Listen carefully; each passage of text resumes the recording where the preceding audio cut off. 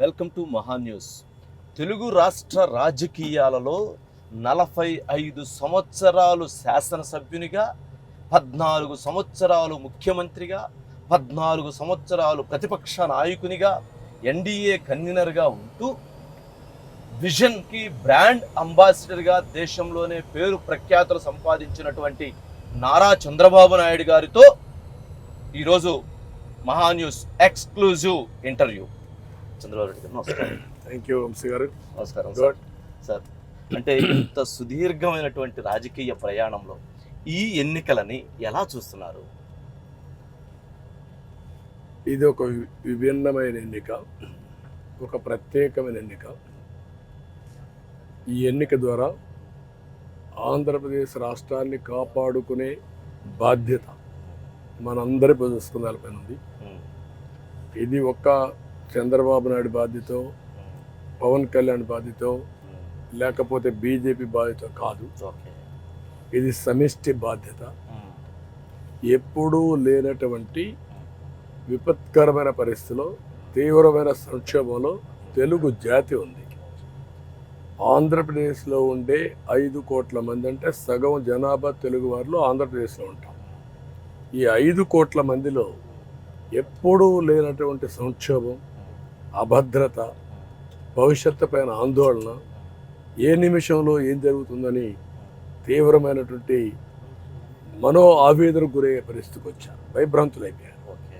అంటే మీరు మర్రి చెన్నారెడ్డి దగ్గర నుంచి, కోట్ల విజయభాస్కర్ రెడ్డి దగ్గర నుంచి, నేదురుమల్లి జనార్దన్ రెడ్డి నుంచి, వైఎస్ రాజశేఖర రెడ్డి, రోషయ్య గారు, కిరణ్ కుమార్ రెడ్డి, ఇంతమంది ముఖ్యమంత్రులను చూశారు. కానీ ఇప్పుడు జరుగుతున్నది చాలా విభిన్నమైనటువంటి ఎన్నికైన ఆందోళన వ్యక్తం చేస్తున్నారు.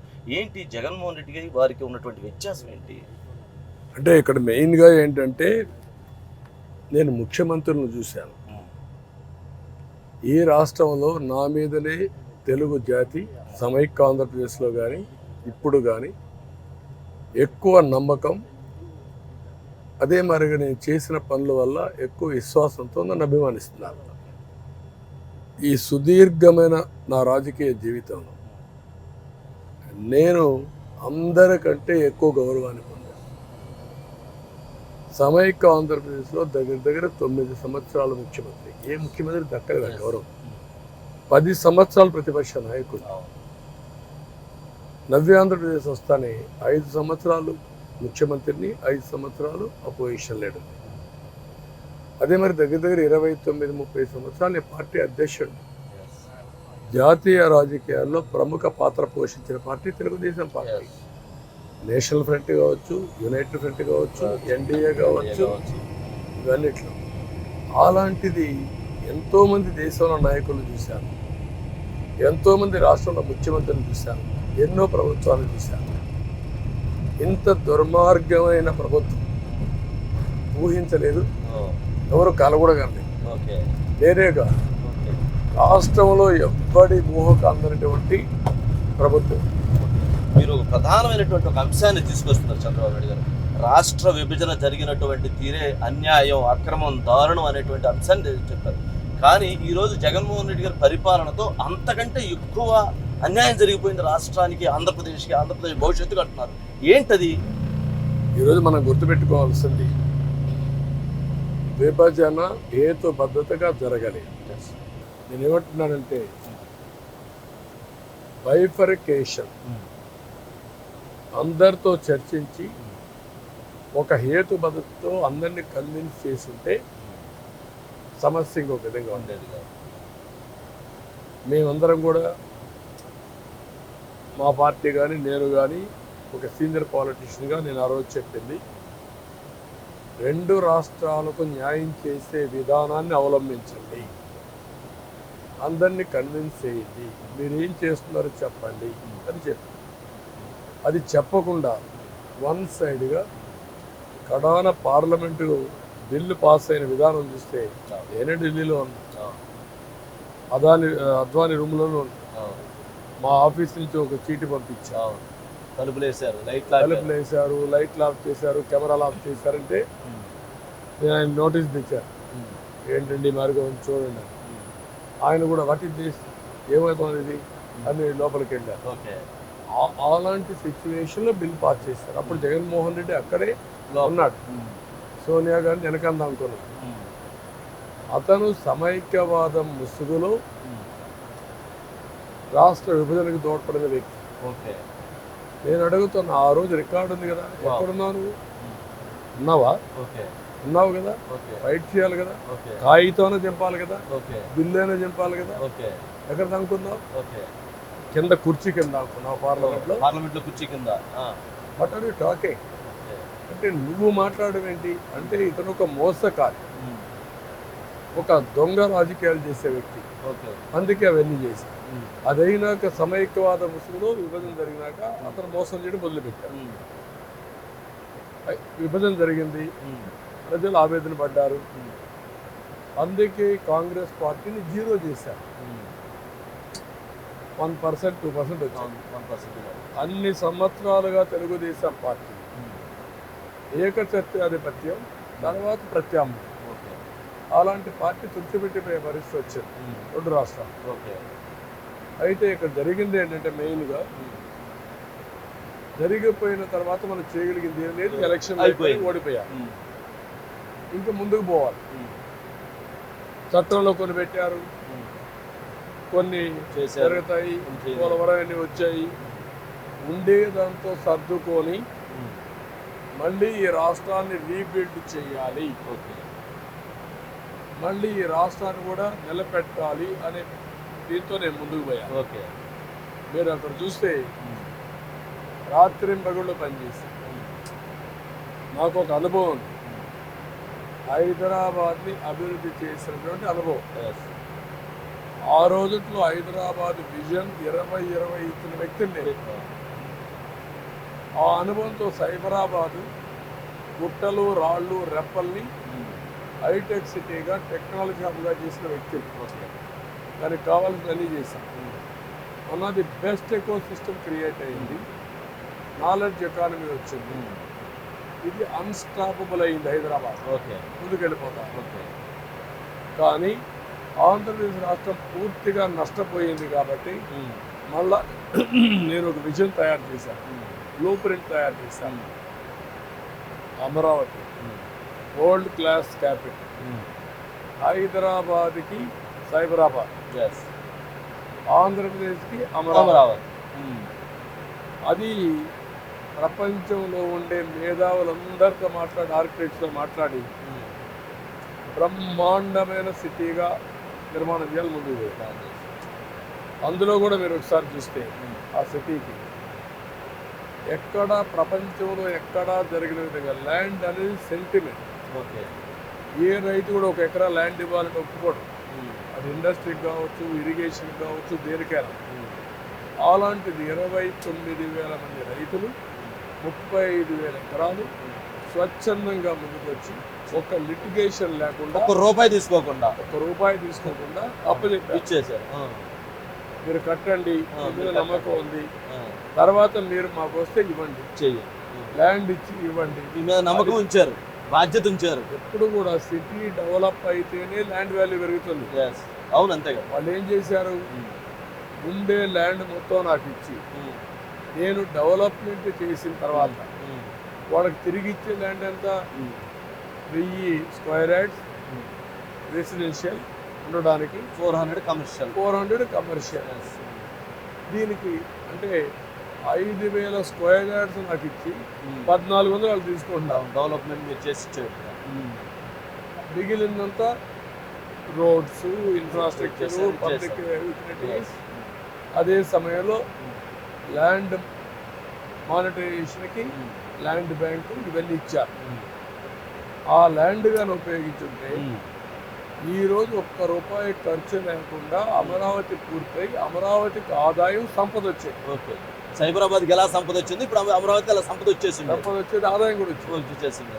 మొత్తం నాశనం అయిపోయింది. పోలవరం అన్ని లిటిగేషన్స్, కోర్టు కేసెస్ అన్ని పరిష్కారం చేసి 1 సంవత్సరంలో పట్టిసీమ పూర్తి చేసి 120 టీఎంసీ నీళ్లు కృష్ణా డెల్టాకు తీసుకొచ్చి అక్కడ వాడవలసిన నీళ్లు శ్రీశైలంలో పొదుపు చేసి రాయలసీమ పంపించి రాయలసీమలో అంద్రీ నీవా ద్వారా గొల్లపల్లి రిజర్వాయర్ పూర్తి చేసి ఓకే. కియా మోటార్ తీసుకొచ్చి నేనే ఫౌండేషన్ వేసా, నేనే ఫస్ట్ కార్ ఇనాగ్రేట్ చేశాను. ఓకే. అంటే ఆ సందర్భంలో మీరు ప్రమాణ స్వీకారం చేయడానికి కూడా మీరు ఇష్టపడలేదట కదా? అంటే పోలవరం విషయంలో మీరు చూసినప్పుడు 7 మండలాలు తెలంగాణలో ఉన్నాయి. yes, 2 రాష్ట్రాలు విడిపోయిన తర్వాత అది నా అనుభవం పనిచేసింది. yes, 2 రాష్ట్రాలు విడిపోతాయి. విడిపోతే 2 రాష్ట్రాలు స్వయం ప్రతిపత్తి. ఏది కేంద్రం చేయాలన్నా మళ్ళా ఆ రాష్ట్ర ప్రభుత్వాలు అసెంబ్లీలో పెట్టి బిల్ పాస్ చేస్తేనే యాక్సెప్ట్ చేస్తాను, లేకుంటే కేంద్రానికి అధికారం లేదు. నేను అప్పుడు ఏమన్నానంటే నేను ప్రమాణ స్వీకారం చెయ్యను. నేను ప్రమాణ స్వీకారం చేయాలంటే మీరు నాకు నిర్దిష్టమైన హామీ పోలవరం పూర్తి చేస్తాం, 7 మండలాలు మీకు ఇస్తామని చెప్పండి. మాట చేస్తేనే చేయాలి. ఓకే. చేయండి. ఆ తర్వాత నేను ప్రమాణ స్వీకారం చేస్తాను. చరిత్రలో నరేంద్ర మోడీ గారి నాయకత్వంలో ఫస్ట్ క్యాబినెట్ మీటింగ్ పెట్టుకొని ఈ 7 మండలాలు ఇచ్చినట్టు ఒక ఆర్డినెన్స్ తయారు చేసి president of India ordinance accept చేసిన తర్వాత పార్లమెంట్ సమావేశానికి మళ్ళా అజెండా పంపించారు. మామూలు చేసేది ఏంటంటే ఫస్ట్ క్యాబినెట్ పార్లమెంట్ సమావేశాలు ఫిక్స్ చేస్తారు, మెంబర్స్ ఇంట్రడ్యూస్ చేస్తారు, మంత్రులు ఇంట్రడ్యూస్ చేస్తారు, తర్వాత రెగ్యులర్ బిజినెస్ జరిగింది. అలాంటి ఎక్స్ట్రాడినరీ సిచ్యువేషన్లో ఎక్స్ట్రాడినరీ బిజినెస్ కింద 7 మండలాలు తీసుకొచ్చారు. పార్లమెంట్ లో సరికొత్తగా ఆ విధంగా చేసి తీసుకొచ్చారు. అది ఒక చరిత్ర. ఇలాంటి చేసి 72% పూర్తయితే కష్టం తెలియని దుర్మార్గుడు దాన్ని గోదావరి ఒక్క డయాఫామ్ వాల్ జర్మనీ కంపెనీ వాళ్ళు ఏంటంటే వాళ్ళే మొనోపలి. ఇది ఎక్కడికి పోవాలా? భూమిలో 300 అడుగులు కిందికి వెళ్ళి కాంక్రీట్ వాల్ కట్టుకుంటూ రావాలి, పైకి రావాలి. అలాంటిది 2 సీజన్లో పూర్తి చేశారు. కాంట్రాక్ట్ సరిగా లేకపోయినా డైరెక్ట్ ఒప్పందం పెట్టి 2 సీజన్లో పూర్తి చేశారు. పని అయింది. వీడేం చేశారు? వచ్చిన తర్వాత మిగిలిన పనులు చేయకుండా ఇతను నా మీద కోపంతో కాంట్రాక్టర్ మార్చాడు, నా మీద కోపంతో ఏజెన్సీ మార్చాడు, ఆఫీసర్. ఇద్దరు లేరు. వర్షాలు వచ్చాయి. వర్షాలు వస్తే నేరుగా ఆ డయాఫామ్ వాల్ మీద పోయాయి. డయాఫామ్ వాల్ పూర్తి అయింది, కంప్లీట్ అయిపోయింది, డ్యామేజ్ అయిపోయింది. ఇంతవరకు తెలియదు ఎంత డ్యామేజ్ అయిందో. కాఫర్ డ్యామ్ ఉంది. 2 కాఫర్ డ్యాములు ఎందుకు కడతామంటే నీరు రానియకుండా ప్రొటెక్షన్. అది ఎర్త్ డ్యామ్ ఉంటుంది, మెయిన్ డ్యామ్. మెయిన్ డ్యామ్కి సపోర్టింగ్ గా ఈ కన్స్ట్రక్షన్ జరిగేటప్పుడు కాఫర్ డ్యామ్లు ఉంటాయి. 2 గంటలు 2 కాఫర్ డ్యాముల్ని ఏమాత్రం పట్టించుకోకుండా పోయేకొందికి 2 కాఫర్ డ్యాములకి మధ్యలోకి నీళ్లు వచ్చేసి అక్కడ కూడా దెబ్బతినేస్తుంది. మొత్తం కోసకపోయింది. ఇది కోసపోయింది కాఫర్ డ్యాము, మళ్ళీ వీడొక ఎర్త్ కమ్ ఇది కట్టిన డ్యామ్ కట్టారు. అక్కడ రాక్ ఇది ఉంటుంది. దాంట్లో కట్టడంలో లోపభూయిష్టంగా చేసి కుంగిపోయి మొత్తం ఇప్పుడైతే పోలవరం మొత్తం అన్ని రకాలుగా నాశనం చేసి ఇష్టానుసారంగా మాట్లాడు అసెంబ్లీ. చూడు, రేపు జూన్లో వస్తుంది, 2-3 నెలల్లో వస్తుంది, 21, 22, 23, 22. ఇప్పుడు ఎప్పుడు వస్తుందో తెలియదు. చంద్రబాబు నాయుడు గారు, అంటే మీకోసం ప్రజలు మీ అనుభవాన్ని, మీ కష్టాన్ని, మీ శ్రమని నమ్మి 2014లో మిమ్మల్ని గెలిపించారు. కానీ 2019లో ఓటమికి గల కారణం ఏంటని గుర్తించారు? నేను ఆ రోజు కూడా చెప్పాను ప్రజలకి, మీరు తొందరపడుతున్నారు.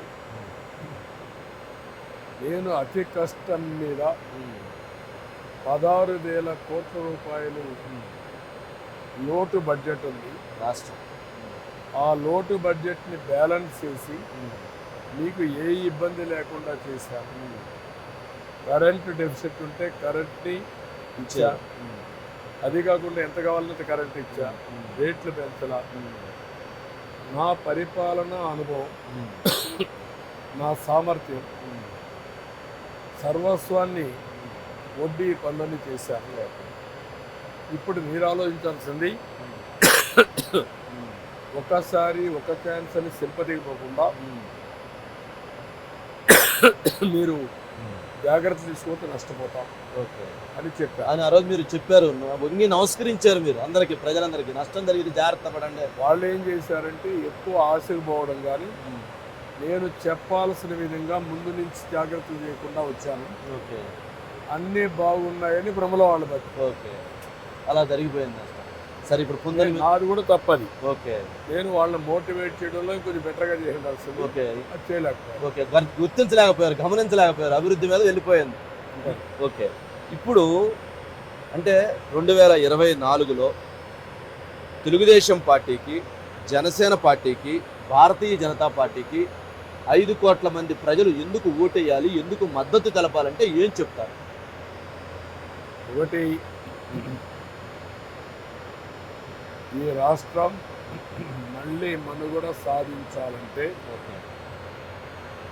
తెలుగు జాతి మళ్ళీ రీకవర్ కావాలంటే ఓకే ఏమైంది మీరు గుర్తుపెట్టుకోవాల్సింది 5 ఏళ్ళు అయ్యింది. అవును 5 ఏళ్ళు అభివృద్ధి ఆగిపోయింది, సంపద సృష్టిలో ఆగిపోయింది. అమరావతి ఒక క్యాష్ కౌ నవ్వు డెస్ట్రాయ్ అయిపోయింది. పోలవరం వచ్చుంటే ఎవరి ఎకరాకు నీళ్ళు వచ్చాయి, దాన్ని గోదావరిలో ముంచేశారు. ఇండస్ట్రీస్ వచ్చినట్టు తరిమేశారు, ఓకే భాగస్వాములు అడిగారు. ఇంకొక పక్క ఎవరైనా ఇన్ఫ్రాస్ట్రక్చరు భూములు ఉంటే ఇతను బలవంతంగా రాయించుకోవడం మొదలుపెట్టారు. ఓకే వ్యవస్థల్ని హెడ్ చేసే వ్యక్తుల్ని మొత్తం నాశనం చేసి భయపెట్టేశారు. ఓకే ఒక ఆఫీసర్ ఎవడో పనిచేసే పరిస్థితి లేదు. ఇంకొక పక్క ఒక డిపార్ట్మెంట్, ఆ డిపార్ట్మెంట్ ఉనికినే కోల్పోయారు, పూర్తిగా అస్తవ్యస్తమైపోయాయి. ఓకే ఇప్పుడు వ్యవస్థలు ఉనికి కోల్పోయినాయి, అస్తవ్యస్తమైంది, అప్పులైపోయింది, మనుషులు ఎవడు పనిచేసేవాళ్ళు లేడు, బీమార్లో చేరిపోయారు. అప్పులు 13 లక్షల కోట్లు పెరిగాయి. ఇప్పుడు అప్పులు కావాలి అంటే ఆస్తులు తాకట్టు పెట్టే పరిస్థితి వచ్చేది. ఇప్పుడు తాకట్టు పెట్టడానికి కూడా ఆస్తులు లేవు. దానిపైన ఏం చేశాడు, ఏదైతే మద్యం మీద ఆదాయం 25 సంవత్సరాలు తాకట్టు పెట్టి ఎస్క్రో అకౌంట్ ఓపెన్ చేశారు. మధ్య మీద 25 సంవత్సరాలు తాకట్టు పెట్టేస్తుంది, వచ్చిన ఆదాయం మొత్తం వాళ్ళకి ఇచ్చేస్తారు. ఓకే అది కూడా ఆదాయం పోతుంది. ఓకే ఇప్పుడు ఆదాయం రాక ఈ ఆదాయం రాకుండా ఏమొస్తుంది? ఓకే అంటే ఇవన్నీ కూడా ఇటువంటి ప్రమాదం కొంచెం ఉంది. ఇలాంటి ప్రమాదమైన పరిస్థితిలో రాజకీయ పార్టీలుగా మాకు ఒక బాధ్యత ఉంది. ప్రజలు గెలవాలి, రాష్ట్రం నిలదొక్కుకోవాలి. అలాంటి ప్రమాదాన్ని గుర్తించి 3 రాజకీయ పార్టీలు కూడా తగ్గాం. ఒక్కొక్కరు మాకు ఎన్ని ఎక్కువ సీట్లు కావాలంటే ఉండేది 175, 25 పార్లమెంట్. అందుకే అందరం కూడా తగ్గి 3 పార్టీలు అడ్జస్ట్ చేసుకొని ఒకరు ఎక్కువ ఒకరు తక్కువ కాదు, గెలిపే ధ్యేయంగా రాష్ట్రాన్ని కాపాడే ఆలోచనతో ముందుకు పోయాం. దానికోసం ఈరోజు అలయన్స్ పెట్టుకున్నారు. అంటే ఇప్పుడు జగన్మోహన్ రెడ్డి గారికి ఓటు అంటే జనరల్గా తెలుగుదేశం పార్టీ కూటమికి ఒక ఓటు ఉంటుంది చంద్రబాబు నాయుడు గారు, అట్లాగే జగన్మోహన్ రెడ్డి గారికి ఒక ఓటు ఉంటుంది. కానీ న్యూట్రల్ ఓటర్స్ ఉంటారు, వాళ్ళకి ఏం మెసేజ్ ఇస్తారు మీరు?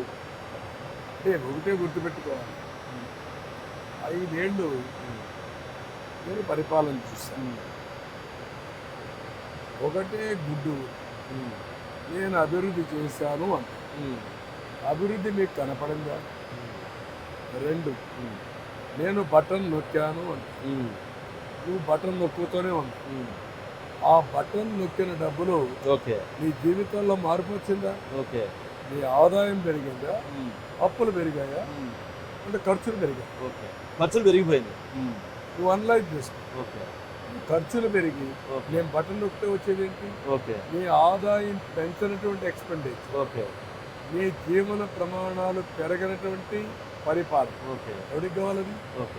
అది ఎండ్ ఆఫ్ ది డే ప్రజల జీవన ప్రమాణాలు పెరిగేట్టుగా చేయడం, ప్రజల ఆదాయాన్ని పెంచడం, ఖర్చులు తగ్గించడం, ఇది సుపరిపాలన. అది లేకుండా లా అండ్ ఆర్డర్ మెయింటైన్ చేయడం సుపరిపాలన. ఇప్పుడు ఏదీ లేదు.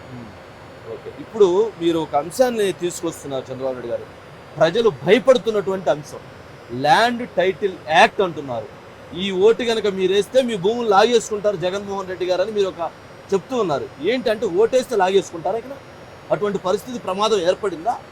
మీరు 5 ఏళ్ళ నుంచి ఒకసారి చూడండి. ఓకే. 30 సంవత్సరాలుగా నేను ఒక పోర్టు పెట్టాను, నేను ఒక ఆస్తి పెట్టాను. అవన్నీ ఏం చేశాడు? మెడ మీద కత్తి పెట్టి నువ్వు నాకు రాసిస్తావా, ఇలాంటి ఇంత డబ్బులు ఇస్తావా లేదా, ఓకే, లేకపోతే ఏమవుతుంది అని చాలా మందికి అనుమానం.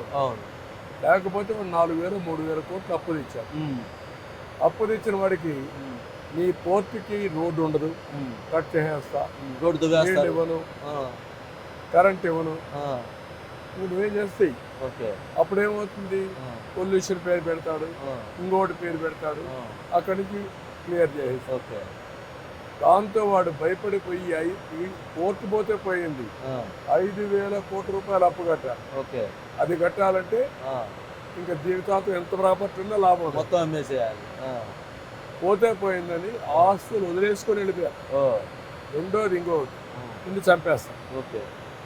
ఎవరికైనా ప్రాణభయం. చంపేస్తాం అన్నప్పుడు ప్రాణభయపడి పోలీసులు కూడా ఏమంటారు? యాక్సిడెంట్ కేసు బుక్ చేస్తారు, చంపేసి అయిపోయిందని. లేకుంటే వాళ్ళు చంపేసి సూసైడ్ కేసు బుక్ చేస్తారు, వాడే వచ్చాడు గురేసుకొని.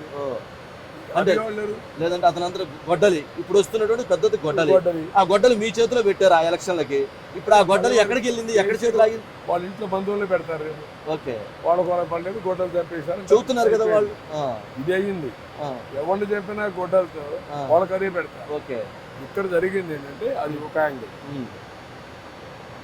భూమి సెంటిమెంటల్ ఇష్యూ. ఒక సెంట్ ఉండేవాడు ఒక సెక్యూరిటీగా ఫీల్ అవుతాడు. నాకు ఒక సెంటు భూమి ఉంది, నాకు ఈ ఇల్లు ఉంది, ఈ ఎకరా పొలం ఉంది, రేపు నా కూతురికి పెళ్లి చేస్తా, నా కొడుకుని చదివించుకుంటా, కనీసం ఏదైనా ఉంటుంది, నేను తాకట్టు పెడతా, బ్యాంకుల్లో సెక్యూరిటీ ఇస్తా, ఏదో ఒకటి చేసుకుంటారు. ఇప్పుడు నువ్వేం చేసావు? ఫస్ట్ చర్యగా వాడి భూమి పైన నీ ఫోటో వేసుకో.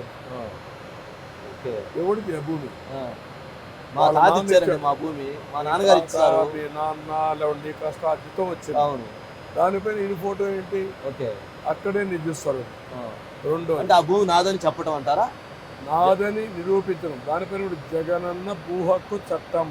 జగనన్న భూ హక్కు చట్టం అంటే వారి చట్టం. అది భూ హక్కు పత్రం కానీ పట్టాదారు కానీ, జగనన్న భూ చట్ట పట్టాదారు పాస్ నువ్వు ఇస్తున్నావు. ఇది ఇవ్వడం ఏంటి? నాకు భూమి, నేను సీఎంగా ఉన్న 14 ఏళ్ళు ఉంది, 45 ఏళ్ళు రాజకీయాల్లో ఉంది, 30 ఏళ్ళు పార్టీని రన్ చేసి నా భూమి పైన కూడా ఆయన ఫోటో వేసుకోవాలి. నా పట్టా పైన మీ పుస్తకం మీద కూడా వారి ఫోటో వచ్చేసింది, వేస్తున్నాడు, వేసేసారు. రాజముద్రకి యాక్సెప్ట్ చేస్తాను కానీ ఈజీ. రాజముద్ర అంటే సవర్నిటీ పవర్, దాన్ని యాక్సెప్ట్ చేస్తాను, ఈయన ఫోటోని కాదు. అది అప్రజాస్వామ్యం. ఇప్పుడేం చేశాడు? ఈ చనువు చూసుకొని ఒక అన్ని రికార్డులు కంప్యూటరైజ్ చేసేస్తాడు, చేసి ఈయన ఓన్ పోర్టల్లో పెట్టుకుంటాడు. అది అమెరికాలో క్రిటికల్ రివర్ కంపెనీలో ఉంది, ఆ కంపెనీలో పెడతారు. ఇక్కడ భూములన్నీ అమెరికా కంపెనీలో ఉండిపోతాయి. మన ఏదన్నా బయట సిలికాన్ వ్యాలీలో బే ఏరియాలో పెట్టేస్తారు. ఆయన ఈయన తినాలి, ఆయన రికార్డ్స్ మెయింటైన్ చేస్తారు. దెన్ మీకు ఒరిజినల్ ఏమి ఇవ్వడు, మా బుక్ మాకు ఎవరు, డాక్యుమెంట్స్ ఏముండవు, మీ డాక్యుమెంట్స్ ఏమి ఉండవు, మీకు అవసరం జిరాక్స్ ఇస్తాం. జిరాక్స్, ఆ జిరాక్స్ నేనే తయారు చేసుకోవాలి. అవును, జిరాక్స్ ఏముంది? కంప్యూటర్లో పెడితే ప్రింట్ తీసుకోవాలి, ప్రింట్ కాదు, సంతకాలు కూడా మార్చచ్చు. జిరాక్స్ మీకు ఒక జిరాక్స్ కాపీ ఇస్తాను, మీ ముఖాన్ని మారేస్తాను.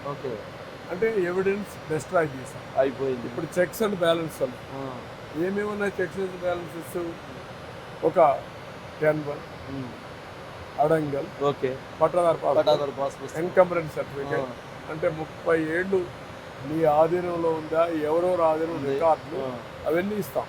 రేపు ఏమి ఉండదు, అడంగలు పాస్బుక్లు ఏముండవు. దెన్ నా భూమి నేను అమ్మాలంటే జలగ పర్మిషన్ అవసరం. ఎక్కడికి పోవాలా? ఆయన ఒక నామినేట్ చేస్తారు. Okay. Title registration officer. Title registration officer ఒక ఆఫీసర్ పెడతారు. ఆవిడాడు ప్రైవేట్ ప్రభుత్వ వ్యక్తి కాదు, ప్రైవేట్ వ్యక్తి. ప్రైవేట్ వ్యక్తి. వాడి దగ్గరికి నేను పోవాలి. పోయినప్పుడు చూసి నీ భూమి పలానా అడిగాడు. ఓకే. అడిగాడు కాబట్టి డిస్ప్యూట్కి వెళ్ళిపోయాడు. అంటే ఆ పెట్టే వ్యక్తి ఆ జగన్మోహన్ రెడ్డి గారి వ్యక్తి అయి ఉంటాడు. వాడే ఉంటాడు. వాడు నుంచి చెప్పేస్తాను దాంతో ఏమైంది, ఆ భూమి ఇంకా డిస్ప్యూట్కి వెళ్ళిపోయిందంటే ఇంక వీడి జీవితం వాడు క్లోజ్ అయిపోయినట్టు. వీడి భూమి వాళ్ళు కొట్టేస్తారు. అలాంటి నేర చరిత్ర కలిగిన వ్యక్తి ఓకే అందరినీ నాశనం చేయాలి, భూములు కొట్టేయాలని వచ్చడం చాలా దుర్మార్గమైన చర్య. ఇప్పుడు ఎక్కడుంటాం? ఎక్కడో మీరు అమెరికాలో ఉంటారు. ఆయన ఏదో మారుస్తారు, రికార్డు కూడా కంప్లైంట్ పెడతారు. 90 రోజులు నువ్వు అప్లై చేసుకోకపోతే అది వెళ్ళిపోయినట్టే. ఎవరు చూసుకుంటారు ఆన్లైన్లో, ఎవరు ఎత్తుక్కుంటారు, ఎవరు డాక్యుమెంట్స్? అంటే ఇప్పుడు మరి ప్రజల ముందు ఇంత భయానకమైనటువంటి పరిస్థితి, మరి ఏం చెప్తారు ప్రజలకు? ఏం భరోసా కల్పిస్తారు? నేననేది ఏంటంటే మీరు ఆలోచించుకోవాలి. మీ భూమిని కొట్టేస్తే, దొంగలు కొట్టేస్తే ఓకే ఆశ వదులుకోండి, భూములు పోయినట్టే. మీ భూములు ఉండవు. చిన్న పెద్ద తారతమ్యం లేదు. ఓకే. అర్ధ సెంటు నుంచి ఓకే మీరు ఎకరాలు ఎన్నున్నా వారసత్వం వచ్చినా, నీకు 40 ఏళ్ళు 100 ఏళ్ళ చరిత్ర ఉన్నా నీ భూమి నీది కాదు. ఆ 100 సంవత్సరాల చరిత్ర చూపించే రికార్డ్స్ కూడా ఉండవు. ఇక ఏమీ లేనట్టే, ఇంతటితో అయిపోయినట్టే.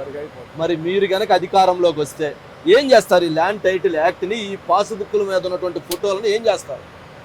24 hours. ఓకే. ఫస్ట్ సంతకం మెగా డిఎస్. ఓకే. రెండవ సంతకం ఈ చట్టాన్ని రద్దు చేయాలి. ల్యాండ్ టైటిల్ యాక్ట్ చట్టాన్ని రద్దు చేస్తారు. ఓకే. పాస్బుక్ల మీద ఉన్న ఫోటోని ఏం చేస్తారు? అవి కూడా రద్దు చేసి ఓకే మళ్ళీ కొత్త పాత పుస్తకాలు రాజముద్రతో ఇస్తారు. నా ముద్రగా. ఓకే. రాజముద్ర ఫోటో వేయను, రాజముద్రతో వేసి వేపిస్తారు. ఓకే. రాజముద్ర యాక్సెప్ట్ చేస్తారు కానీ సైకో ఫోటో ఎవరు యాక్సెప్ట్ చేసే పరిస్థితులు లేరు. ఓకే. అది కరెక్ట్ కూడా. ఓకే. అంటే చంద్రబాబు నాయుడు గారు ఒక అంశాన్ని మీరు నిన్న లేవనెత్తారు. జైల్లో ఉన్నప్పుడు మీ ప్రాణాలు తీయటానికి కూడా కొన్ని శక్తులు ప్రయత్నం చేసినాయి అని. అదే టైంలో ఎవరైతే గంజాయి మాఫియా, రెడ్ శాండిల్ మాఫియా, కొన్ని వ్యక్తులు ముందుగా జైల్లోకి వెళ్ళి ఉండారు అనేటువంటిది కూడా ఇప్పుడు జరుగుతున్నటువంటి చర్చ. ఏంటి అప్పుడు ఎటువంటి థ్రెటనింగ్ జరిగింది? ఎటువంటి మీకు అనుమానం వచ్చింది? ఎవరైనా మిమ్మల్ని అలర్ట్ చేశారా? ఏంటది? నేను చూస్తే నేను జైలు పోయిన రోజు నా ఫోటోలు తీసి అవును సాక్షి పేపర్లు లీక్ చేసి లోపల ఉన్నాయి. ఏవైతే ప్రోబేటెడ్ ఏరియాలో నేను ఎంటర్ అయినప్పుడు తీయకూడనటువంటి ఫోటోలు కెమెరాలు, ప్రైవేట్ కెమెరాలు రాని చోట వీళ్ళు తీసి అక్కడే సిబ్బంది కొల్యూషన్, జైలు సిబ్బంది చూసుకోవాల్సిన పని అది. అక్కడ నా ఫోటో వచ్చింది, నెట్ వచ్చింది, బయటకి ఎట్లా వచ్చింది? ఎవరు వచ్చారు లోపలికి? ఎవరు తీశారు? ఓకే. అక్కడే నేను కంప్లైంట్ చేశాను. ఓకే. కంప్లైంట్ చేశాను, జడ్జికి కూడా మెసేజ్ ఇచ్చాను అప్పటి నుంచి. ఓకే. అది అయింది. నా మీద ఒకసారి డ్రోన్ పెట్టి తిప్పారు. నేనుండే బ్యారక్స్ దగ్గర డ్రోన్ తిరిగి. ఓకే. అప్పుడు కంప్లైంట్ చేసి ఇంకొక రోజు ఇంకొక పక్క తిరిగి అప్పుడు కూడా కంప్లైంట్ చేసి. ఓకే. నేనుండేది ఇక్కడ. ఒక వ్యక్తి వచ్చి నా ఫోటో తీయడానికి కెమెరా పెట్టుకుని కూర్చోండి అక్కడ బయట లోపల. వాడు క్రిమినల్, నోన్ క్రిమినల్ ఇన్సైడ్. మీ బయట, మీ బ్యారక్ బయట బయట అంటే ఆ ఏరియా. ఓకే. అది కూడా నోటీస్ ఇచ్చేది. ఆ రోజు కూడా నేను కంప్లైంట్ చేసింది. నన్ను తీసుకొచ్చి పెట్టింది వీళ్ళు. ఒక పక్క గంజాయి, ఒక పక్క రెడ్ శాండిల్, తీవ్రవాదులు, వీళ్ళందరూ ఉన్నారు. నాకు సెక్యూరిటీ థ్రెట్ ఉంది. మీరు ప్రికాషన్ తీసుకోండి. నేను వేసిన పిటిషన్ కూడా నన్ను హౌస్ అరెస్ట్ లో పెట్టండి, కేసు అయ్యే వరకు నా మీద ఆరోపణలని కేసులు పెట్టారు అని చెప్పాను. లేదు నువ్వు అన్నీ చేస్తావని చేసుకుని పెట్టాను. నేను పోయిన బ్యారక్ లో మంచం కూడా ఇవ్వడానికి ప్రయత్నం చేశారు. బెడ్ కూడా లేకుండా. బెడ్ లేకుండా మంచం పెట్టి కింద పడుకోవాలి. దాన్ని మళ్ళీ సీసీటీవీ కెమెరా పెట్టి ఈ సైకో సీఎం చూడాలనుకుంటుంది. ఇట్లా కెమెరా పెట్టి రూమ్ లో ఏం జరుగుతుందో. ఓకే, ఎట్లా అవస్థ పడుతున్నా, ఎట్లా షో పడుతున్నా, ఎవ్రీడే వాళ్ళు ఎంక్వైరీ చేసేవాళ్ళు. ఓకే, ఆయన బాధపడుతున్నాడా, కుంగిపోయాడా, ఇంకా బాధపడిపోతున్నాడా, హెల్త్ ఎట్టుంది, ఇవి మానిటర్ చేయడం మొదలుపెట్టారు. ఓకే, మంచినీళ్ళు కూడా కూడా లేనట్టు చల్ల నీళ్ళు ఇచ్చేవారు స్నానం చేయాలి. ఓకే, చల్లటిది కావాలని. వేడి నీళ్ళు కూడా కమ్మోడు కూడా పరిగాని కమ్మోడు. ఓకే, కమ్మోడు కూడా లేదు. దోమలు విపరీతమైన దోమలు. ఓకే, ఇవన్నీ కూడా ఒక సిస్టమేటిక్ గా ఎలిమినేట్ చేయాలనే ఉద్దేశంతో చేసిన పని. ఓకే, అప్పుడు రికార్డ్స్ మనం చూస్తే ఇంటెలిజెన్స్ చీఫ్కి జైలు సిబ్బంది సంబంధం. ఓకే, ఎందుకు మానిటర్ చేయాలి? ఆయన అక్కడి నుంచి మానిటరింగ్ చేశారు. ఎవ్రీడే మానిటర్ చేసి ఇది జరిగిందని ఓకే సీఎం చెప్పారు, ఇలా జరుగుతుందని. ఇంటెలిజెన్స్ చీఫ్ జైలర్స్ తోటి ఇవన్నీ. ఓకే, ఎక్కడికక్కడ నేను ఒకటే నిర్ణయించుకున్నాను, it's all right, God is there, destiny ఉంటే ఒకటే చేయలేదు. అంటే అలాంటి పరిస్థితి వస్తే ఏంటి చంద్రబాబు నాయుడు గారు అంటే, పరిటాల రవి లాంటి వ్యక్తిని చంపిన వ్యక్తిని బొద్దుసీని చంపేశారు జైల్లోనే చెప్పారు, పరిటాల రవిని చెప్పారు, ఇవన్నీ జరిగాయి. ఓకే, ఇప్పుడు నేను ప్రజల కోసం పోరాడుతూ ఉంటే ఓకే నేను నా చేతుల్లో ఏం లేదు కదా, ధైర్యంగా ఫేస్ చేయడం తప్ప.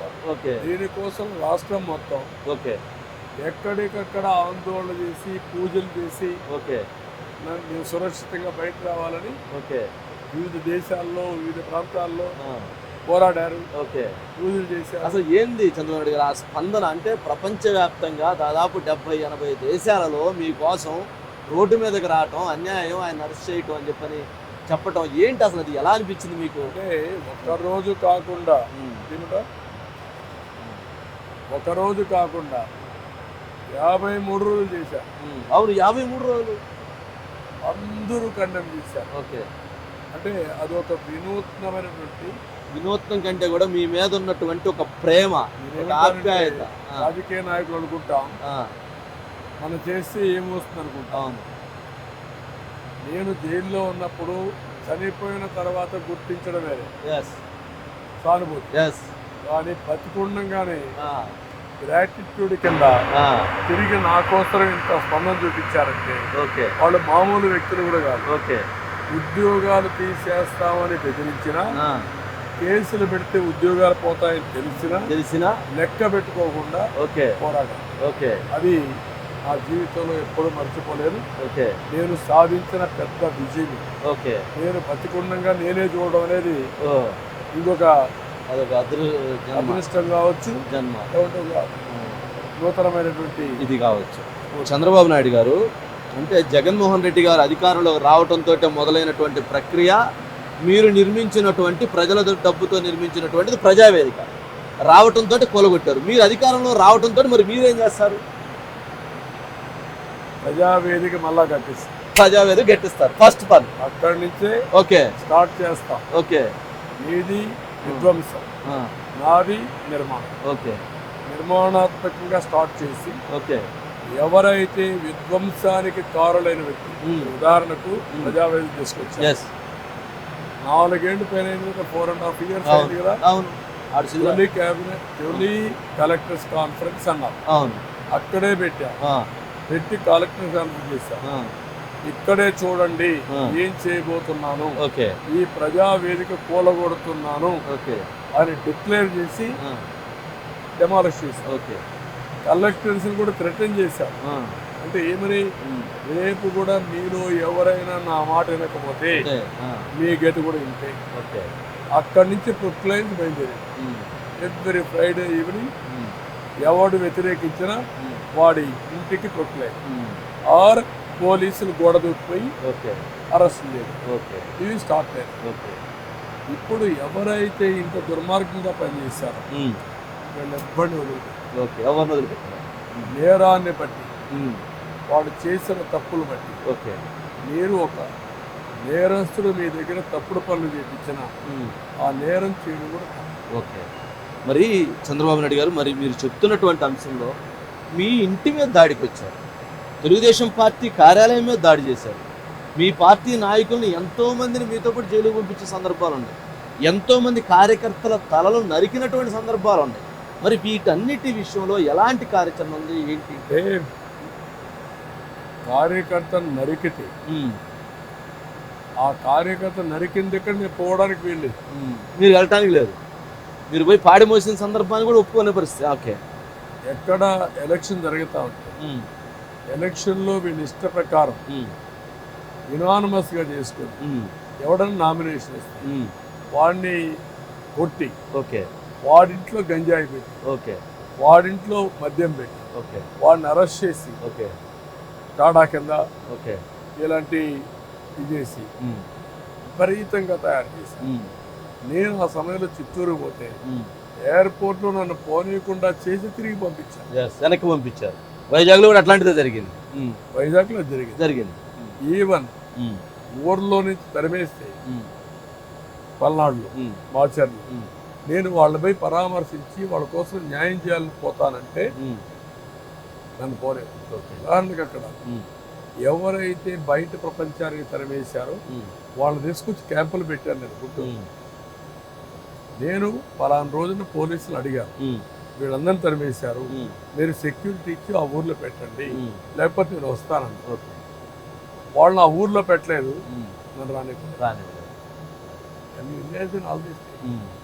అంటే ఇటువంటి పరిస్థితి చంద్రబాబు నాయుడు గారు. అంటే మీరు ఇందాక అన్నారు పంచాయతీ ఎన్నికలు, ఎంపీటీసీ, జడ్పీటీసీ ఎన్నికల్లో కనీసం నామినేషన్ వేయటానికి కూడా ఇబ్బంది పరిస్థితి.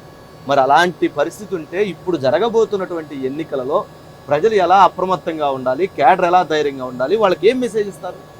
మీరు గుర్తుపెట్టుకోవాల్సింది ఆ రోజు చేసిన గర్వం అన్నీ కూడా డిక్లేర్ చేసుకోవడం. ఓకే, డిక్లేర్ చేసుకోవటం. ఆ డిక్లేర్ చేసుకోవడం తప్పు అని మాట్లాడినటువంటి రమేష్ కుమార్ గారి పైన, ఎలక్షన్ కమిషన్ పైన తులముద్ర వేసి అతన్ని పని చేయకుండా చేసి కడాన ఆయన కుటుంబ సభ్యులకే సెక్యూరిటీ థ్రెట్ తీసుకొచ్చి వాళ్ళ కుటుంబ సభ్యుల పైన ఢిల్లీకి వెళ్ళి కేంద్ర సహకారం తీసుకుని సెక్యూరిటీ తెచ్చుకొని, అంటే అలాంటి వాడికి ఎవరైతే ఎన్నికల కండక్ట్ చేయాలో వాడికే రక్షణ లేకపోతే ఎన్నికల పోటీ చేసేవాడు ఓటేసాడికి ఏం రక్షణ ఉంటాడు? మొన్నటి వరకే ఉన్నాడు, నన్ను ఎవరు పీకలేరు. ఇప్పుడు నన్ను పీకేస్తున్నారు. ఎన్నికలు సక్రమంగా జరగని భయం వేస్తుంది అంటున్నారు కదా ముఖ్యమంత్రి గారు. నేను చెప్పాను. అంటే నీ ఉద్దేశం ఏంటంటే మొన్న కూడా నువ్వు ఒక 50 మంది 30 మంది ఎమ్మెల్యేని యునానిమస్ చేసుకోవాలనుకున్నావు నామినేషన్ ఇప్పుడు మొన్న, కానీ జరగలేదు. ఓకే, జరగకపోయే కొద్ది ప్రజలు తిరుగుబాటు ప్రారంభం. ఆ తిరుగుబాటు ఇప్పుడు ఉధృతమైంది. ఓకే, ఇప్పుడు నీకు కనపడొస్తుంది నీ కళ్ళ ముందు మన పని అయిపోయింది. ఆ సమయంలో నువ్వు ఇప్పుడు ఏం మాట్లాడుతున్నావు? నన్ను అందరూ కలిసి నన్ను ఓడిస్తున్నారు. అంటే నేను ఓడించడం ఏంటి? ప్రజలు వద్దనుకుంటున్నారు, రిజెక్ట్ చేస్తున్నారు. ఒక ఎగ్జాంపుల్, ఉద్యోగస్తులు చరిత్రలో ఎప్పుడైనా ఉద్యోగస్తులు అన్ని ప్రభుత్వాలు భయపడ్డారు, ఒక ప్రభుత్వం వాళ్ళు. ఎందుకంటే more organise. Even chief NT Ramarao అంటే ముఖ్యమంత్రిని ఆఫీసులో వచ్చి ప్రొటెస్ట్ చేసి బిజు పట్నాయక్ లాంటి ఛాంబర్లోకి వెళ్ళిపోయి గొడవ చేసిన దాంట్లో అలాంటి ఎన్జిఓస్ అందరూ కూడా ఈరోజు భయపడిపోయే పరిస్థితి వచ్చారు. ఏంటి కారణం? ఎవడైనా మాట్లాడితే వాడి మీద కేసులు వేసేది, జైల్లో పెట్టేయడం, వాడిని చంపేయడం, పోలీస్ టార్చర్ చేయడం, దాంతో ప్రతి ఒక్కరు భయపడిపోయారు. ఇప్పుడు మీరు చూస్తే విజయవాడలో ఒకసారి టీచర్స్ మీటింగులు పెడితే బుర్కాలు వేసుకొని వచ్చారంటే టీచర్స్ వచ్చి నిరసన తెలియజేశారు. తర్వాత వాళ్ళందరి మీద కేసులు. వాళ్ళు సిపిఎస్ రద్దు అడిగారు, వారు చెప్పిన మొదటి అక్కడి నుంచి మొత్తం గారిపోయారు.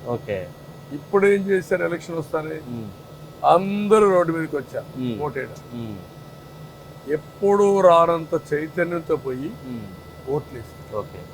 అంటే వీళ్ళు డబ్బులు ఇస్తే వాళ్ళ డబ్బులు తిరిగి ఇచ్చే వాళ్ళు ఉన్నారు, రెండోది అపోజిషన్ పార్టీ 10 రూపాయలు ఇచ్చి మీరు బాగా పని చేసుకోండి అని చెప్పి చేసే పరిస్థితి వచ్చింది. సపోర్ట్ చేస్తున్న పరిస్థితి వచ్చింది. 90% ఓట్లు వేశారు. ఓకే, వాళ్ళందరూ కూడా తెలుగుదేశానికి ఓట్లు వేస్తారని భావిస్తున్నారు, కూటమికి ఓట్లు వేశారు. ఓకే వన్ సైడ్ గా వేశారు. ఓకే వాళ్ళలో ఉండే తిరుగుబాటు కనపడస్తా ఉంది. ఓకే రేపు ఎన్నికల్లో మీరు చూడబోతున్నారు. ఓకే వన్ సైడ్ వీళ్ళ కుటుంబాలు వాళ్ళకు ఉండే ఓకే శక్తి అంటూ నిరూపిస్తారు. ఓకే చంద్రబాబు నాయుడు ఇందాక మీరు అన్నారు కార్యకర్తలు, తెలుగుదేశం పార్టీకి కార్యకర్తల బలం.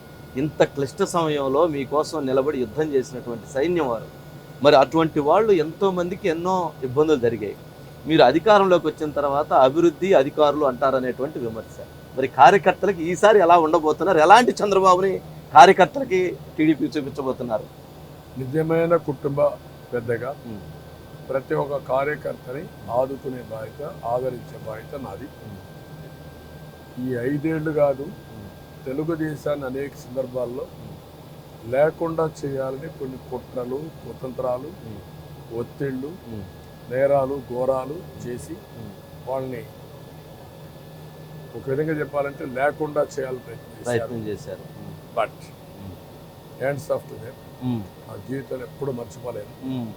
నిలబడ్డారు. ఒక్క ఉదాహరణ కొన్ని దంచుకుంటే మాచర్ల చంద్రయ్య ఏమడిగారు అతన్ని?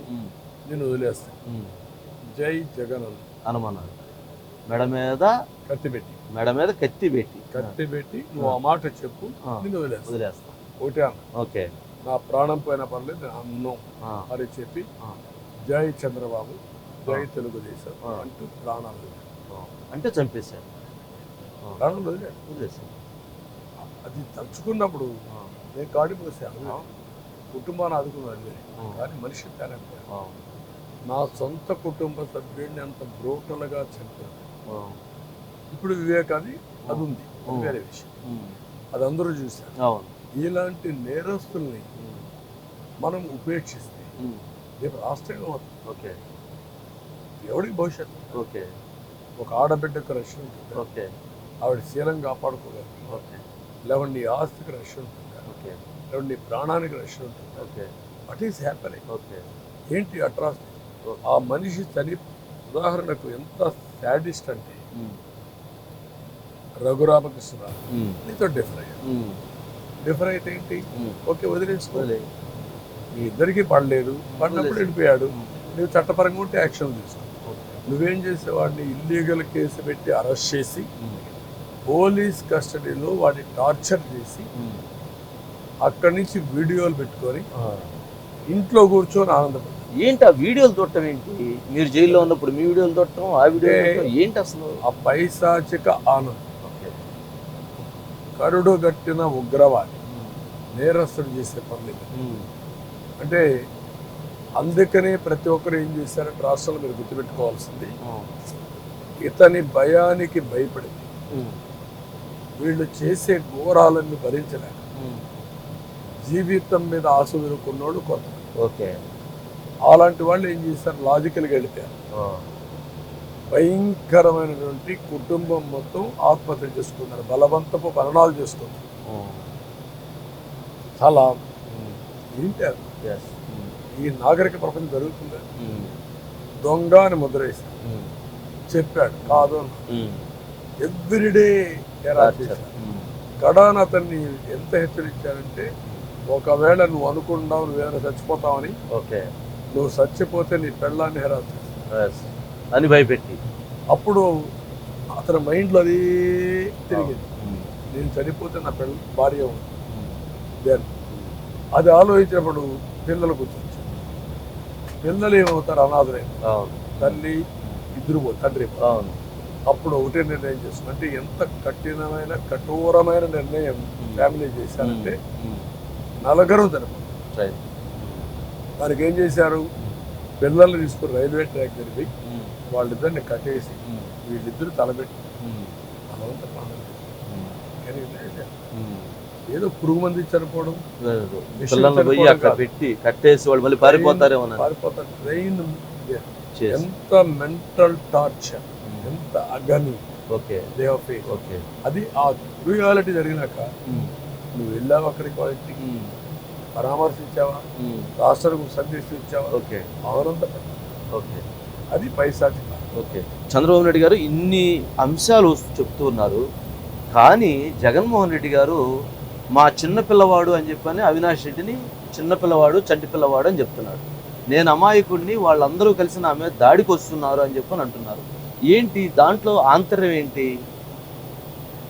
నేను అందుకే మీకు అతను ప్రమోట్ చేసేది ఒక ఫిలాసఫీ థియరీ, ఒక థియరీ, నార్సీ సిద్ధాంతం. ఈ మధ్య చెప్తున్నారు మీరు నార్సీ సిద్ధాంతం. ఏంది అసలు నార్సీ? ప్రతి ఒక్కరికి అర్థం కావాలి. ఓకే. నార్సీ సిద్ధాంతాన్ని అవలంబించేవాడు ఇప్పుడు జగన్మోహన్ రెడ్డి ఉన్నాడు. ఓకే. ఇతను సైకో అన్న, సైకో కంటే బియాండ్ ఇది, అంటే అంతకంటే బాగా ఎక్కువ. సైకో అనేవాడు ఏదైనా నచ్చకపోతే ఆ టార్గెటే పెట్టుకుంటాడు. ఓకే. ఈయనట్ట కాదు, ఏది అడ్డం వచ్చి నరికేది. ఓకే. ఫినిష్. కానీ ఎక్కడ దయాలు దాశాలు. ఓకే. కానీ అనుకున్న అంబిషన్ కూడా అచీవ్ చేసుకోవడానికి ఓకే అబద్ధాలే చెప్తా ఉంటాడు. ఓహో. అబద్ధాన్ని నిజమని నమ్మించడం. ఓకే. ఇప్పుడు సాక్షి పేపర్ పెట్టాడు, సాక్షి టీవీ పెట్టాడు. అవును. దేశంలో ఎవరైనా పెట్టారా? లేదు. అవినీతితో రెండో పెట్టినా కానీ పేపర్ ఛానల్ లేదని చెప్తారు వారు. అది ఆశ్చర్యం మాకు కూడా. అది ఒక యాంగిల్. ఓకే. అది అబద్ధం, అది కూడా ఒక అబద్ధం. కానీ ఆ పేపర్ లో వంశీ ఓటేస్తే నీ మీద నెగటివ్ ఆర్టికల్స్ అవాస్తవాలు అబద్ధాలు. ఓకే. అంటే నువ్వు భయపడిపోతావు, నాకెందుకు వచ్చి. అలాంటివన్నీ చేసి అసత్యాలన్నీ చెప్పడం. ఎవరన్నా అభిమానం లేదు, తండ్రి లేదు, తల్లి లేదు, కుటుంబ సభ్యులు సోదరులు లేదు, చెల్లెలు లేదు, లేదంటే పిల్లలు లేదు, ఎవ్వరి మీద అభిమానం లేదు. వాళ్ళకు ఉండేది అభిమానం వాళ్ళ ఎగో మీద. ఎగో సొంత ఎగో మీద ఉంటుంది. ఎలాంటి క్రూరానికైనా వెనుకాడు. ఇంకా నువ్వు ఎవరు చనిపోయినా ఎవరు ఆస్తి పోయినా వాళ్ళు నవ్వుతా ఉంటారు. అందుకే మీరు చూడండి, ఎప్పుడు జగన్మోహన్ రెడ్డి ఎక్కడో ఒకసారి చనిపోతే, వివేకానంద రెడ్డి చనిపోతే నవ్వు మొక్క నవ్వుతుంటారు. అది నేచర్ ఆఫ్ దట్ మనిషి. ఆ నార్సీ విధానంలో అదొక నేచర్. అదే మాదిరిగా చెప్పిన అబద్ధం చెప్పకుండా చెప్తారు. ఎవరైనా ఇది అబద్ధం అంటే వాళ్ళ మీద దాడి చేస్తారు, వాళ్ళు నోరు మూసేస్తారు. కాకపోతే వాళ్ళని కౌంటర్ చేసి వాళ్ళని బయట ఇప్పుడు ఉదాహరణ మాట్లాడుతున్నాడు. ఇంగ్లీష్ మీడియంతో పిల్లల జీవితాలు బాగుపడతాయి. మీరు అడ్డుకుంటున్నారు, నేను తెస్తున్నాను అంటారు. ఏంటది? స్కూల్ కి రంగులు కొట్టేసి రంగులు వేసే సంఘటన చదువు వచ్చేసినారు. పిల్లలకి ఇంగ్లీష్ మీడియం కాదు, సున్నితమైన విషయం ఏంటంటే మాతృభాషలో చదువు చెప్తే పిల్లలకు అర్థం అవుతుంది, నాలెడ్జ్ ఎక్కుతుంది. అట్ట కాకుండా ఇంగ్లీష్ నేర్చుకోవాలా, మళ్ళీ నాలెడ్జ్ ని అప్గ్రేడ్ చేసుకోవాలి. రెండు జరగాలి. ఆ చెప్పేవాడు కూడా ఇంగ్లీష్ రాదు, వారికి కూడా సగం ఉండదు. ఈ మూట్లో పిల్లలు ఎక్కడ లేనటువంటి స్ట్రెస్ ఫీల్ అవుతారు. రెండోది స్కూల్ బిల్డింగ్ రంగులు కొడితే ఇది చదువు వస్తుంది. టీచర్లు నియమించాం. 3 కిలోమీటర్లో ఎలిమెంటరీ స్కూల్ పెట్టేసి దానిపైన 3వ తరగతి నుంచి బయట పెట్టేసి 5 కిలోమీటర్లు నడవాలి. చిన్న పిల్లలు 5 కిలోమీటర్లు నడిచి ఇంటికి వస్తే ఏం చదువుకుంటారు? 3వ తరగతి అంటే 7 ఏజ్ గ్రూప్, అట్లాంటి ఇబ్బందుల్ని సృష్టించేశారు. మళ్ళా కలర్స్ కొట్టాడు. రెండో హెడ్ మాస్టర్ ఉంటాడు, వాడు చదువు చెప్తుందా లేదు చూడాలి. వాడి పని ఏంటి? టాయిలెట్లు, ఫోటోలు తీయడం, అవన్నీ యాప్ లో పెట్టడం, ఇది పని. అవన్నీ మీరు రద్దు చేస్తారా రేపు భవిష్యత్తు అధికారులు? కూడా స్ట్రీమ్లైన్ చేస్తాం. ఎడ్యుకేషన్ ని చాలా సిస్టమేటిక్ గా చేస్తాం. ఏది ఎట్లా చేయాలో ఇంతవరకు చేస్తే మళ్ళీ మేనిఫెస్టో సూపర్ 6 ఏమంటారు వాటి గురించి? మీరు ఒకసారి చూస్తే అవర్ ఎలక్షన్ మేనిఫెస్టో ఒక నమ్మకాన్ని ఇచ్చింది, ఒక యాస్పిరేషనల్ మేనిఫెస్టోగా తయారైంది. ప్రతి ఒక్క ఫ్యామిలీకి వాళ్ళ సమస్యలతో మనం అసోసియేట్ కావడం కాకుండా వాళ్ళకు ఒక భరోసా ఇచ్చాం. ప్రభుత్వం మీకు అండగా ఉంటుంది, మిమ్మల్ని ఆదుకుంటుంది. ఈ సెక్షన్స్ అందరికీ, ప్రతి ఒక్కరికి కూడా ప్రభుత్వం అనేది ఎప్పుడు కూడా ఒక భరోసా ఇవ్వాలి, ఒక కాన్ఫిడెన్స్ ఇవ్వాలి. అదే సమయంలో మనం డెలివరీ చేయాలి. అది చేసినప్పుడు వాళ్ళకు ఒక నమ్మకం వస్తుంది, ఓకే వాళ్ళ శక్తి పెరుగుతుంది, ఎనర్జీ పెరుగుతుంది. ఓకే దానివల్ల అనుకున్న లక్ష్యాలు సాధించుకోవడానికి ముందుకు పోతారు. ఓకే దానిపైన మేము కూడా ఒక విజన్ ఇచ్చి రెండుగా ఇంటిగ్రేట్ చేస్తే ఓకే మన అది బెస్ట్ అవుతుంది. ఓకే మోడీ గ్యారంటీస్ ఉన్నాయి, ఎస్ మాది సూపర్ 6 ఉంది, ఎస్ షణ్ముఖం షణ్ముఖ వ్యూహం ఉంది. ఓకే ఇవన్నీ ఇంటిగ్రేట్ చేసి ఓకే ప్రతి ఒక్క ఫ్యామిలీని ఆనందకరంగా హ్యాపీగా ఉండేట్టుగా వాళ్ళ జీవితాల్లో మెరుగైన జీవన ప్రమాణాలు వచ్చేట్టుగా ఓకే బాధ్యత తీసుకుంటారు. బాధ్యత తీసుకుంటా కంటిన్యూస్ ఎంపవర్మెంట్. ఓకే అట్లాగే పవన్ కళ్యాణ్ గారి గురించి ఏం చెప్తారు చంద్రబాబు అంటే ఈ పొత్తు ఇదని కాకుండా వారితో మీరు ట్రావెల్ చేసిన దాన్ని బట్టి ఏం చెప్తారు పవన్ కళ్యాణ్ గారి గురించి? ఒక కమిట్మెంట్ ఉండే వ్యక్తి, ప్రజలకు ఏదో చేయాలని తప్పనుండే వ్యక్తి. ఓకే అందుకే ఫస్ట్ టైం ఆయన విశాఖపట్నానికి వచ్చినప్పుడు నేను నేరుగా విశాఖపట్నం నుంచి ఆయన్ని ఎక్స్పెల్ చేశారు, ఇక్కడ ఉండకూడదని బహిష్కరణ చేశారు. అవును ఇక్కడ ఉండకూడదని విశాఖ నుంచి పంపించేశారు. ఇప్పుడే వికెట్ చేసి వెళ్ళిపోవాలని పెట్టి బలవంతంగా పంపించారు. అవును అప్పుడు విజయవాడకు వస్తే నేను వెళ్ళి సంఘీభావం తెలియజేశాను, మీడియా కూడా చెప్పాను. అవును నేరుగా వెళ్ళిపోయి సంఘీభావం తెలియజేశాను. తర్వాత నా అరెస్ట్ అయితే ఆయన వస్తే ఎన్ని ఇబ్బందులు పెట్టాలని ఇబ్బంది పెట్టారు. అవును ఫ్లైట్ హైదరాబాద్ నుంచి రావాలంటే రానికుండా చేశారు, ఆపేశారు. రోడ్డు మీద వస్తే రానికుండా చేశారు. అవును పోరాడి వచ్చారు. జైల్లో వచ్చి నన్ను చూసిన తర్వాత బయట వచ్చి పొత్తు ఉంటుంది, వ్యతిరేక ఓటు చేయకూడదు, ఈ రాష్ట్రాన్ని కాపాడుకోవడమే మా బాధ్యత, కాపాడుతామని చెప్పిన వ్యక్తి పవన్ కళ్యాణ్ గారు. ఓకే ఇవన్నీ చూసిన తర్వాత is very clear, very focus. We are thanking. Okay అట్లాగే చంద్రబాబు నాయుడు గారు 80% వరకు ఓటు పోల్ అవుతుంది, 20% ఓటు పోల్ కాదు. పోల్ కానటువంటి ఓట్స్కి ఎవరికైతే వాళ్ళకి ఏం మెసేజ్ ఇస్తారంటే ప్రతి ఒక్కరు ఓటింగ్ చేస్తే అది మంచి జరిగింది. నేను మోదీ గారు కూడా మీకు చెప్పినట్టున్నారు, ఆ డిస్కషన్ కూడా వచ్చినట్లు. ఏం మెసేజ్ ఇస్తారు? చాలా స్పష్టంగా ఓటర్స్ అందరికీ విజ్ఞప్తి చేస్తున్నాం, ఎప్పుడు కూడా మీరందరూ ఒకటే గుర్తుపెట్టుకోవాలి, ఒక ప్రభుత్వం వల్ల, సుపరిపాలన వల్ల ఏవైతే పబ్లిక్ పాలసీస్ ఉంటాయో, ప్రజా పాలసీలు ఏవైతే ఉంటాయో అలాంటివన్నీ కూడా నిర్మాణం చేస్తే మంచి పాలసీలు వస్తాయి. మీ జీవితాలకు ఎక్కడా లేనటువంటి లాభం వస్తుంది. ఒక లా అండ్ ఆర్డర్ మెయింటైన్ చేయాలి, మీ ఆస్తిని కాపాడాలన్నా, మీకు రక్షణ ఉండాలన్నా, మీరు ఆనందంగా నిద్రపోవాలన్నా ఇంట్లో, ఇవన్నీ అవసరం. ఈరోజు ఒకటి అడుగుతున్నాం, ఈరోజు ఇన్ని జరిగాయి, గంజాయి వచ్చింది, డ్రగ్స్ వచ్చాయి, మీ పిల్లలు కూడా మీకు తెలియకుండా గంజాయి బతులేకి వెళ్ళిపోయే పరిస్థితికి వస్తున్నారు. ఇవన్నీ వస్తే గంజాయి తాగినోడు మీరు రేపు మీ ఇంట్లోకి వస్తే ఈ ప్రభుత్వం పట్టించుకోకపోతే మీరు ఎట్లా కాపాడుకుంటారు మిమ్మల్ని? అందుకే ఒకటి కాదు, చాలా అనర్థాలు ఉంటాయి. మీ భూమి కొట్టేస్తారు, ఆడబిడ్డ బయట పోయి ఇంట్లోకి రాలేదు, ఇంట్లో ఆడబిడ్డ ఉన్న బయట వాళ్ళు వచ్చి ఏం చేసినా పక్కింటి వాళ్ళు కూడా వచ్చి కాపాడే పరిస్థితిలో ఉంటారు. ఇవన్నీ మనం గుర్తుపెట్టుకోవాల్సింది.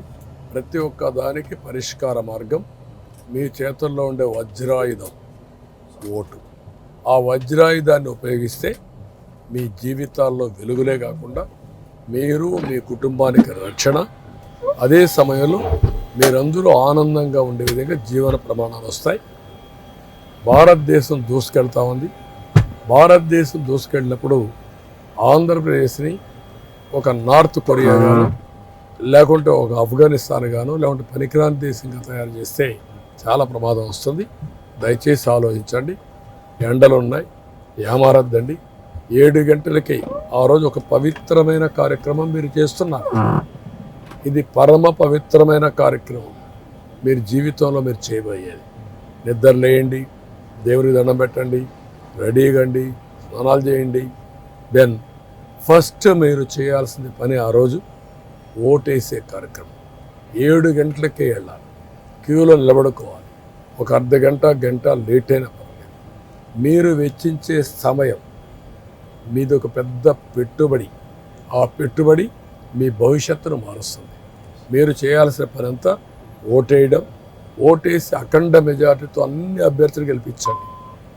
సమయం వచ్చింది. అభ్యర్థులు కాదు మీరు చూడాల్సింది, రాజకీయ పార్టీలు చూడాలి, నాయకులు చూడాలి, రాష్ట్ర పరిస్థితి అధ్యయనం చేసుకోవాలి. ఎవరి చేతుల్లో ఈ రాష్ట్రం సేఫ్గా ఉంటుందని ఆలోచించి తద్వారా ఎన్డీఏ కూటమి కోట్లేయండి, అందరు అభ్యర్థులు కోట్లేయండి, మమ్మల్ని ఆశీర్వదించండి.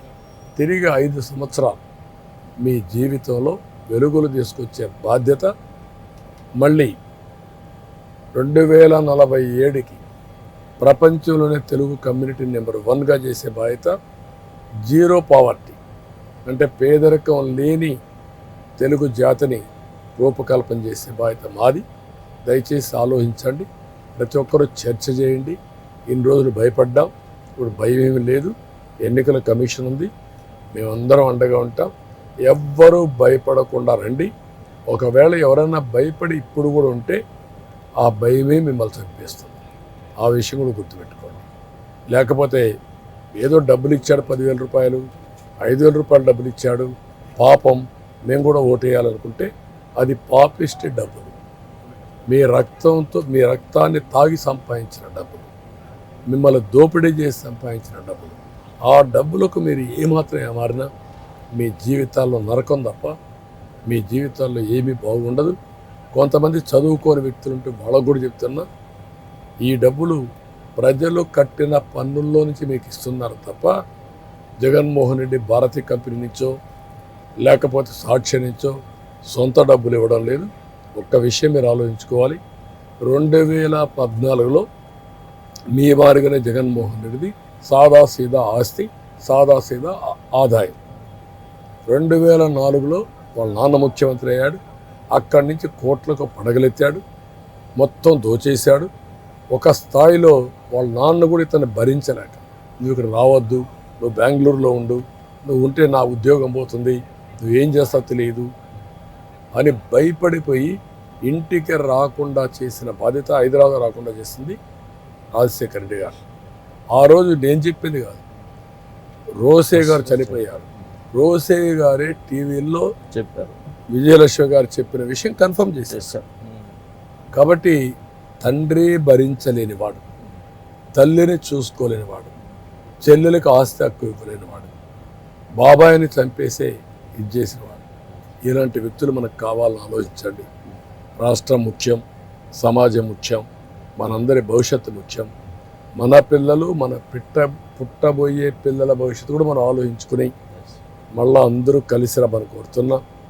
ఓటు అనేది వజ్రాయుధం, దయచేసి ఆలోచించండి, నెగ్లెక్ట్ చేయొద్దండి, వచ్చి ఓటు వేయాల్సిందిగా అందరినీ కోరుకుంటున్నాం. ఇతర రాష్ట్రాల్లో మిమ్మల్ని అభిమానించే వాళ్ళు లక్షల్లో ఉంటారు చంద్రబాబు, వాళ్ళందరికీ ఓటు ఉంటుంది, వాళ్ళందరికీ ఇప్పటికీ ఒక భయం, ఒక ఆందోళన కనిపిస్తుంది. వాళ్ళందరికీ ఏం మెసేజ్? అందరినీ ఇతర రాష్ట్రాల్లో ఉండేవాళ్ళు ఇప్పటికే చాలామంది వచ్చారు. పుట్టపర్తి సాయిబాబా దగ్గరకు వచ్చి ఒకప్పుడు స్వచ్ఛంద సేవా కార్యక్రమాల్లో పార్టిసిపేట్ చేసేవాడు. తర్వాత ఆయన దర్శనం చేసుకొని ఆయన మెసేజ్ తీసుకునేవాడు.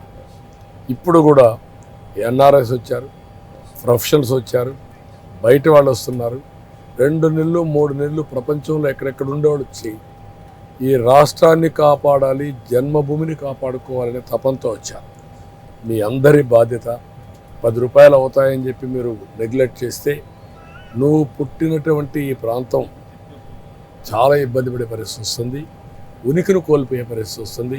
దయచేసి మీరు కూడా రండి, మళ్ళీ మనం ఉనికిని కాపాడుకుందాం, తెలుగు జాతిని మళ్ళా కాపాడుకొని పునర్నిర్మాణానికి పోదాం. అప్పుడు కూడా మీరు గౌరవంగా బతికే పరిస్థితి వస్తుంది. నా ఉద్దేశం ఒకటి, తెలుగు జాతి ఎక్కడున్నా ఆంధ్రప్రదేశ్, తెలంగాణ పేరు చెప్పుకొని కాలర్ ఎగరేసుకొని తిరిగే పరిస్థితి తేవాలని నా ఉద్దేశం. ఆంధ్రప్రదేశ్ రాష్ట్ర భవిష్యత్తు బాగుండాలంటే తెలుగు ప్రజలందరూ చేయి కలిపి 13వ తారీఖు ఉదయాన్నే 7 గంటలకి మీ పవిత్రమైనటువంటి ఓటుని వేసి కూటమిని, తెలుగుదేశం, జనసేన, భారతీయ జనతా పార్టీని కూటమిని గెలిపించి రాష్ట్ర భవిష్యత్తును కాపాడుకునేందుకు అందరూ సన్నద్ధం కావాలని తెలుగుదేశం పార్టీ జాతీయ అధ్యక్షులు చంద్రబాబు నాయుడు గారు పిలుపునిస్తున్నారు. చంద్రబాబు నాయుడు గారితో ఆకాశంలో చంద్రన్నతో ఈరోజు ఈ ప్రయాణం ఇలా కొనసాగింది. 80 మీటింగ్లు అంటే దాదాపు 2 నెలల్లో 80 మీటింగ్లని కంప్లీట్ చేశారు. 74 సంవత్సరాల వయసులో అలుపెరగని పోరాటం చేస్తున్నటువంటి చంద్రబాబు నాయుడు గారు ఒక స్ఫూర్తిగా, ఒక ఆలోచనగా ముందుకు వెళుతూ ఉన్నందుకు ధన్యవాదాలు చంద్రబాబు గారు. Very nice. Thank you so much. మీకు మేనేజ్మెంట్కి, మీ మహా టీవీలో పనిచేసే సిబ్బందికి, మీ ప్రేక్షకులకి మనస్ఫూర్తిగా అభినందనలు. రాష్ట్రం కోసం పోరాడారు, ప్రజా సమస్యలపైన పోరాడారు, ఒక మంచి ఛానల్గా ఎస్టాబ్లిష్ అయ్యారు. మిమ్మల్ని మనస్ఫూర్తిగా అభినందిస్తూ ఇదే చొరవతో ముందుకు పోవలసిందిగా మరొకసారి కోరుకుంటూ సెలవు తీసుకోండి.